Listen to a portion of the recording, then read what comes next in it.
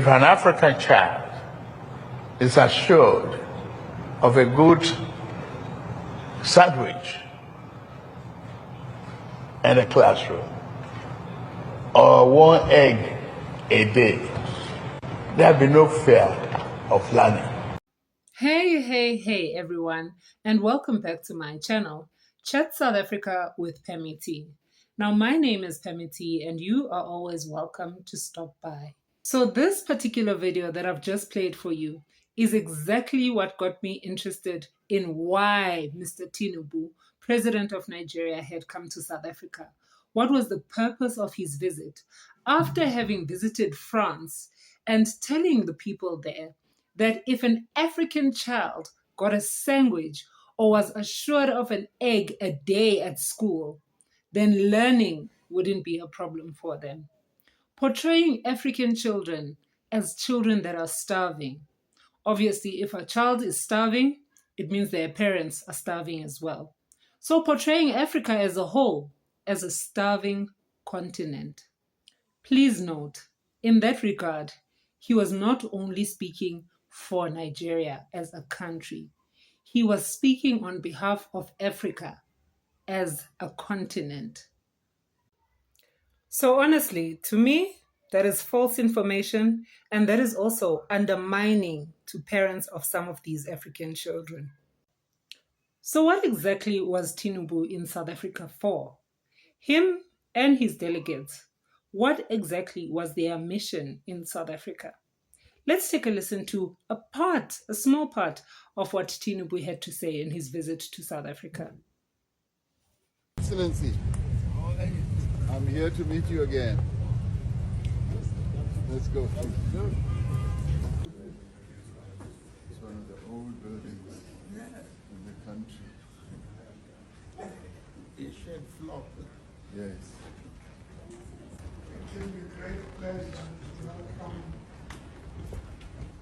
President of the Republic of South Africa, Mr. Pamela Sibanda. You are my guest. You are my guest.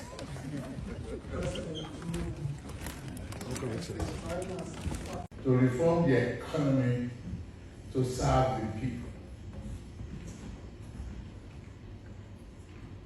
and bring prosperity to Africa. I congratulate my brother Ramaphosa for this moment that he has the gavel for Africa in G20. It cannot be better appreciated unless you are there, unless you experience it. And you'll see the reasons why Nigeria and South Africa are conjoined twins tied by the hips, not only for survival, but prosperity for our people. So President Tinubu of Nigeria has said it. South Africa and Nigeria need each other, not only for prosperity, but also for survival. Now, I heard him also congratulating President Cyril Ramaphosa on his position with the G20. And he also mentioned that the two nations need to assist in developing each other when it comes to trade, if you heard right at the beginning of his speech over there. Now, it's President Cyril Ramaphosa's turn to speak. Let's hear exactly what he said and what his thoughts were at this commission. With these efforts to improve the ease of doing business in South Africa, we want to enable investors to promote and operate their businesses in a manner that will enable them to pursue various opportunities in various sectors of the economy.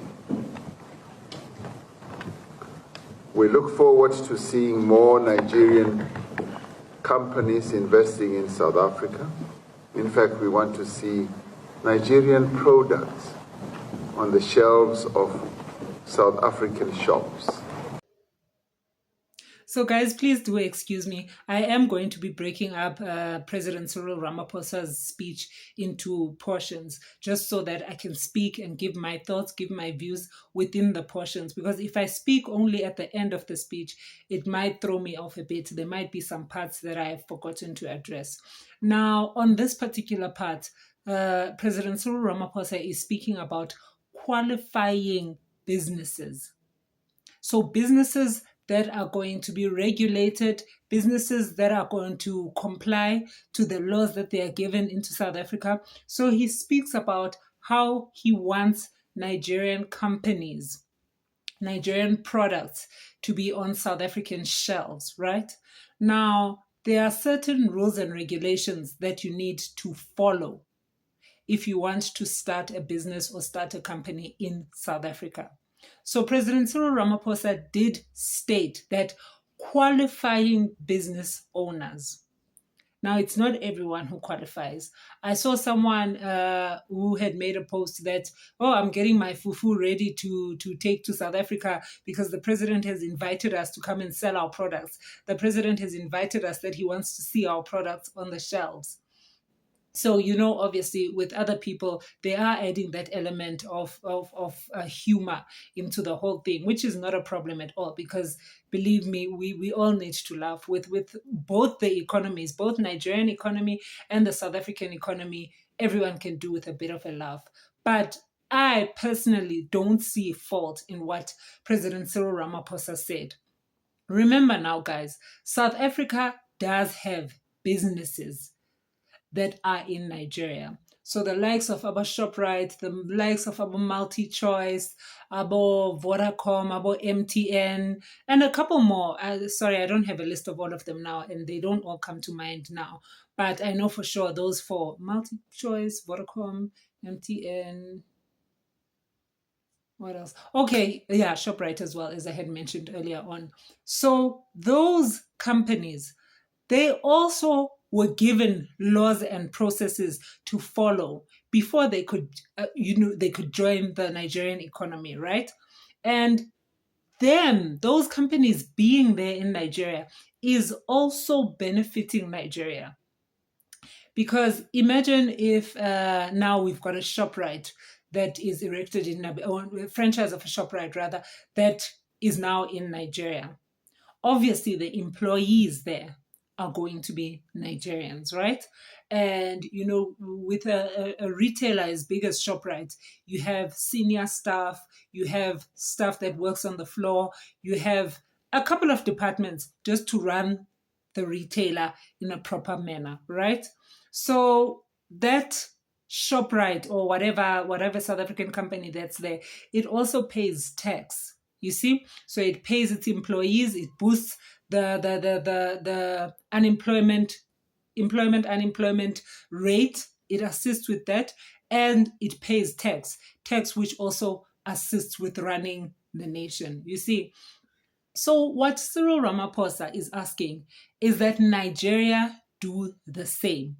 They should also come to South Africa and invest, have companies in South Africa, have big businesses in South Africa that will also employ South Africans, that will also pay tax to South Africa as a nation, and that benefits our country in a way.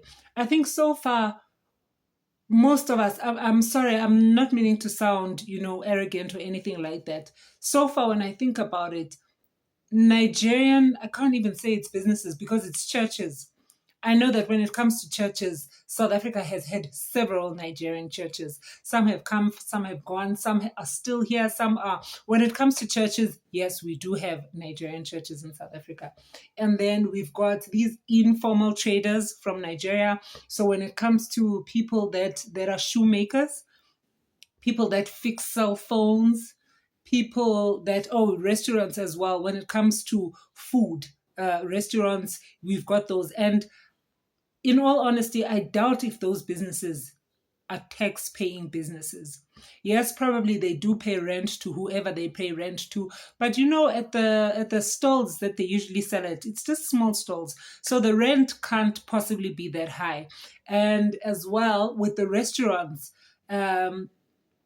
I'm not sure. I cannot say whether those restaurants pay tax, but it's more like an informal trade, if I were to tell you. We've got some South Africans as well that do have, and Zimbabweans and other nationalities that do have similar type of restaurants, and I know those for sure do not, it's not really a tax-paying business, if I'm to put it that way. All right. So what Cyril Ramaphosa is asking for is for Nigerians, this has to be a bilateral relationship. Sort of like what I do for you, you do for me. What I do for your country, you do for my country. So the effort I put into your country, you do the same for me. You understand? Something like that. And I feel currently that is not what is happening. Okay, I've just explained it. And departments or industries rather, where I feel Nigerians excel, and this is not me even being an expert in the field, but there are a couple of instances where I've seen the work of Nigerian designers. Now, I'm speaking about fashion. When it comes to fashion, when it comes to design, wow. Wow, those are the kind of industries that I think will never fail in South Africa. If Nigerian designers were to come and share their style, to come and share their expertise, because whether we like it or not, when it comes to Nigerian designs, those guys have a skill, they have a talent when it comes to that particular side. And if that is a skill that they are willing to share, if that is a something that they would like to bring to South Africa. South Africans are people who love fashion as well. They love being exclusive, wearing something that is tailor-made for you, whether you're going to an event or whether you are someone who prefers going out and showing up with something unique, something different. So when it comes to design, I trust that if Nigerians were to bring that to South Africa, it would definitely be a winner. Now, I know also when it comes to the beauty industry, Nigerians love beauty. They love cosmetics. Same with South Africans. South Africans love beauty and cosmetics. South Africans and Nigerians love hair as well. So there are a couple of similarities that the two countries can meet at. But what I find is for the two countries to meet at, we have to get it right at ground level. But let us continue with what Cyril has said. So the first check where he's encouraging Nigerian businesses to come to South Africa, follow and qualify, have your business in South Africa. I fully agree. I don't see a problem with what he said there. Please drop me a comment below if you do have a problem, or perhaps you notice or you understand things differently. Drop me a comment. Let me hear from your side, because Chat South Africa is actually nothing without you. Let's continue with the video and see what else Cyril said. Our efforts to create a favorable environment include our simplified visa process for Nigerian business people to travel to South Africa. Qualifying Nigerian business people can be granted a 5-year multiple entry visa. In addition, tourists from Nigeria are now able to apply for a visa without even submitting a passport. Now, this is the part that got everybody shaking. It got some Nigerians shaking. It got some South Africans shaking. President Cyril Ramaphosa said, let's listen to him carefully. He said, when tourists want to visit South Africa, they can submit their visa application without submitting a passport. Now, what does that mean? You know how it is that when we apply for our passports, when we apply for our IDs, for, I think, SASSA grants as well, for a couple of things that are done. Nowadays, things are done digitally. So from the comfort of your home, you can apply for a passport, you can apply for your ID, things are just done digitally. We're living in a new world, we're living in a new era, right? Now, it's the same when you do your visa application. You do your visa application online. You cannot even think of applying for a visa if you do not have a passport. So I think many people think that, or they read what Cyril Ramaphosa was saying, Uguti, you don't even need a passport to apply to come to South Africa. No.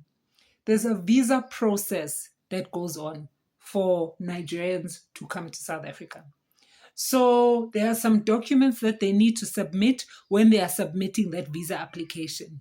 Remember, Cyril Ramaphosa said, during your visa application, you don't need to submit a passport. Obviously, you can't submit your passport if you are applying online. You can't. But what will be necessary, naganjani, whether you like it or not, first of all, you cannot even leave your country. Even if you are traveling from South Africa to Zimbabwe, traveling from South Africa to Botswana, traveling from South Africa to Swaziland or Lesotho, just like a stone throw away, you need a passport. Because your passport is your identity document when going to another country. You cannot even think of applying for a visa with any country if you don't have a passport. Because that visa application, when you do your visa application, there's some information that you need, which is on your passport. And there are high chances that you have to submit the front page of your passport, because the front page of your passport has all your information. Now, when you submit that front page, you know how it is. You make a copy of it or whatever, but you need to submit it with the documents and the bank statements or whatever is needed with that particular visa application that you are hoping to get.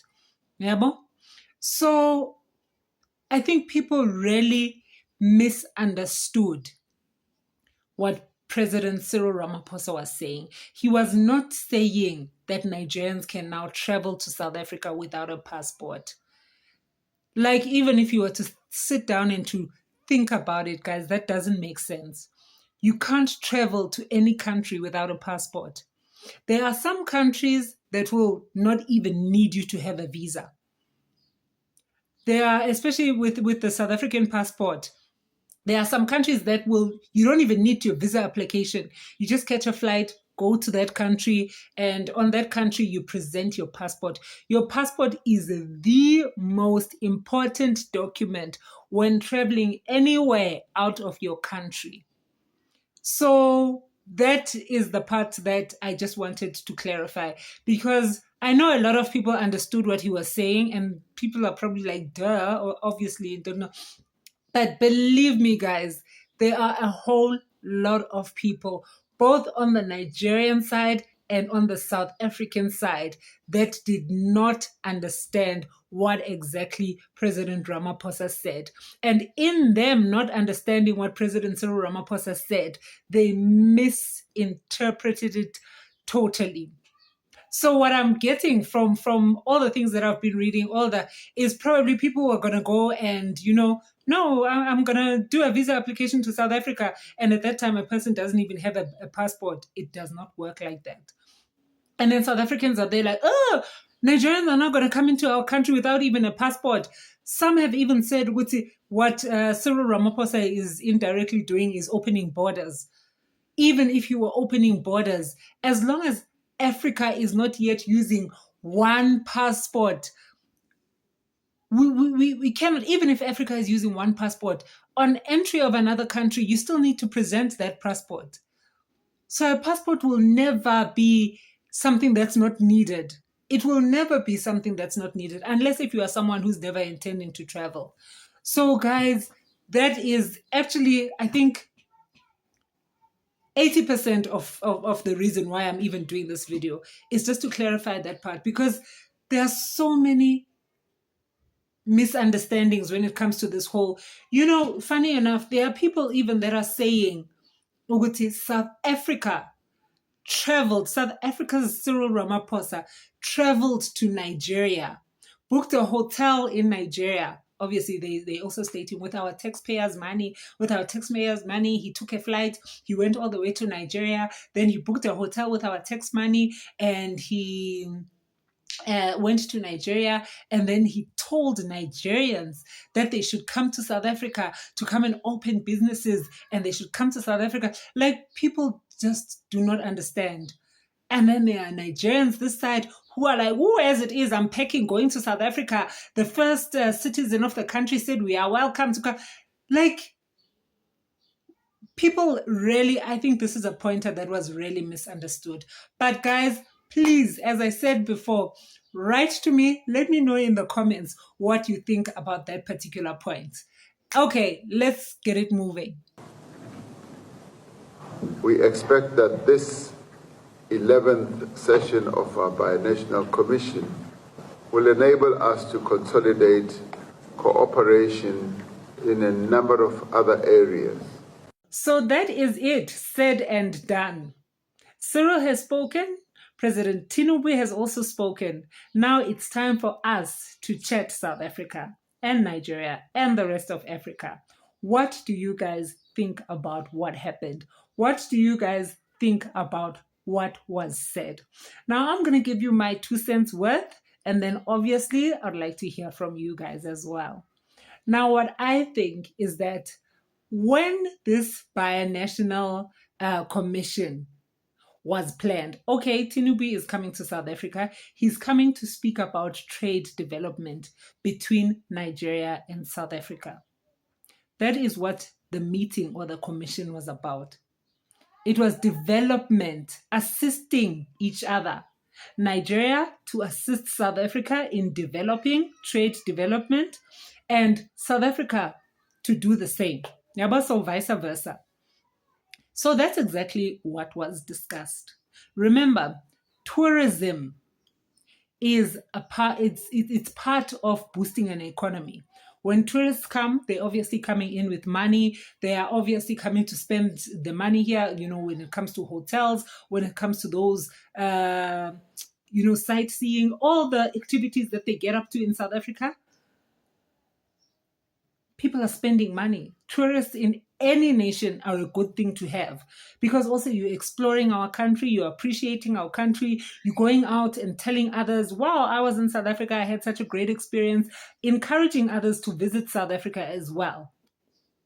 But now, most South Africans, okay, those who have traveled a bit, or those that are exposed a bit to how visas and visa applications and tourist visas work and all, might have the notion that, with some Nigerians, perhaps they could come into South Africa as tourists and then just not go back.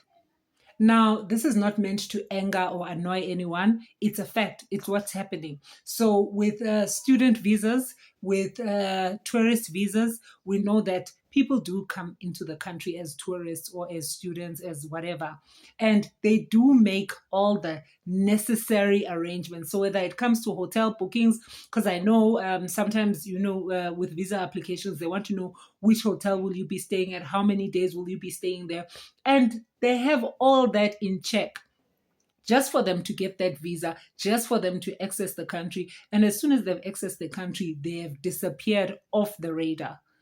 And, South Africa can't be chasing with, you know what, Chinedu said he was only going to spend 1 week in South Africa, and now 1 week has gone and Chinedu hasn't traveled back. Like, there's no one who's going to be tracking such things. Yeah? So when a person disappears, they now, like, a lot happens. I don't want to go deep into, okay, this could happen. Tourists into any nation are a good thing. Investors, outside investors or inside investors, any type of investor is always a good thing to any nation. So I don't think that there was anything really offensive that was said by Cyril Ramaphosa. Now, some people are going to be like, no, Pemiti, the problem with you is that you are pro Cyril Ramaphosa. That's not necessarily a fact, because when it comes to the Phala Phala issue, if you are to ask me how do I feel about Cyril Ramaphosa and the Phala issue, that's where you would hear that I am really against such actions. That is pure corruption. What happened there was pure corruption. It was also, very disappointing. I know very well that Cyril Ramaphosa is involved in many businesses. The man himself as an individual, he is extremely wealthy. But for him to be keeping dollars, so much money in couches and in beds and in what? And that is money that is supposed to be circulating. Part of it is supposed to be circulating as much as it's his money, it's his business money for selling his buffalo or whatever. But it was supposed to be processed through a bank. SARS was supposed to get their portion, the bank as well as an establishment that's keeping the money. Like when it comes to Iphala, that's where you'll hear Uguti, I don't support things that are wrong. But in this particular incident, we are not speaking about the Phala issue. We are speaking about what Cyril Ramaphosa said at that Nigeria and South Africa binational commission, right? So what else? What else am I leaving? Oh, the most important thing about this whole thing, guys, as I said before, I don't write notes sometimes. I don't. So this whole thing, I'm just saying it off the top of my mind. So if I do tend to repeat myself, please forgive me. And if I do tend to sound like I'm all over the place, please forgive me. These things do happen. But the most important thing for me and for many people, I guess, is, these people at the top may say whatever they say, and whatever they say may sound rosy and nice. But the most important thing to look at is relations at the bottom. Because whatever business or businesses Nigerians bring into South Africa will need the people at the bottom to work at those companies, work at those businesses. Obviously, when I say at the bottom, I don't want to be misunderstood. Qualifying people. If you have a position at your company that needs a qualified what, I think South Africans have got those. There's no issues with that. But something that needs to be worked on with absolutely no doubt is the relationship between Nigerian citizens and South African citizens. That is where my worry is. Because we know on the socials and on ground level, and also with South Africans being painted as a xenophobic nation, there's just a lot going on, especially when it comes to Nigerians and South Africans. So how is that going to be fixed? How is that going to be attended? How is it going to be? Because we cannot speak about things being all rosy and nice at the top, and then at the bottom, the people are not going to accept, or the people are going to go rowdy, or the people are, because also that's going to sort of affect how investors think when they think of coming to invest in South Africa. What happens if I take my billions or take my millions, go and invest in South Africa? Then there's a riot, But besides that, let's look at it on the other hand. Imagine if Nigeria were to bring in 2 or 3 companies, proper big businesses. I'm talking about your Zenith banks. I'm talking about big businesses. If they were to bring them to South Africa and those businesses become a success, do you understand how that would change the mentality of most South Africans about Nigerians? Now go back and think to yourself, why do most South Africans dislike Nigerians? So you would come up with the criminal factor. Most Nigerians that are in South Africa are doing this, are doing that, are doing this. But if those 2, 3 companies can come to South Africa and can, be companies that do so well, responsible, respectable companies in South Africa, do you understand what that would do to the Nigerian image when it comes to South Africans? Because if we had South African employees that work at a Zenith Bank, for instance, I'm just making an example, and they are happy, their bosses have treated them well, and if ever that employee, let's say maybe a Zenith Bank hires someone who is considered as highly xenophobic, when it comes to the stomach and when it comes to employment, a person is not going to be like, oh, I'm not going to go work for a Nigerian bank. They're going to be looking at the fact that, you know what, I've been unemployed for a very long time. This bank is recruiting. Let me just submit my CV. I might get lucky. And then they do get lucky. And they get a job at Zenith Bank. And they get that Nigerian experience. Obviously, some of the seniors are still going to be Nigerians because those are the people that have been working at the bank prior to it coming to South Africa, just to make sure that everything is smooth sailing and all. And then that person gets maybe an experience that they've never had. The only experience that they've ever had to Nigerians, for example, is the corrupt, the ugly side that no South African wants. And now they get exposure to the professional side of Nigerians, to Nigerians that are actually working towards something, Nigerians that are actually building, Nigerians that are legit and that are doing things proper. And then they get maybe an opportunity, when it comes to performance, sometimes, some companies do give you an award. Listen, because you're the employee of the month or whatever, we're taking you on a trip. You're going to our branch in Abuja, and you'll be there for a week just to explore the place. Your hotel is fully paid, wada. And this xenophobic South African is now having a monthly salary from Zenith Bank, which is considered as a Nigerian business. And then they win an opportunity to actually go to Nigeria and experience what Nigeria and Nigerians are all about. Don't you think that would slowly shift the mindset of some South Africans?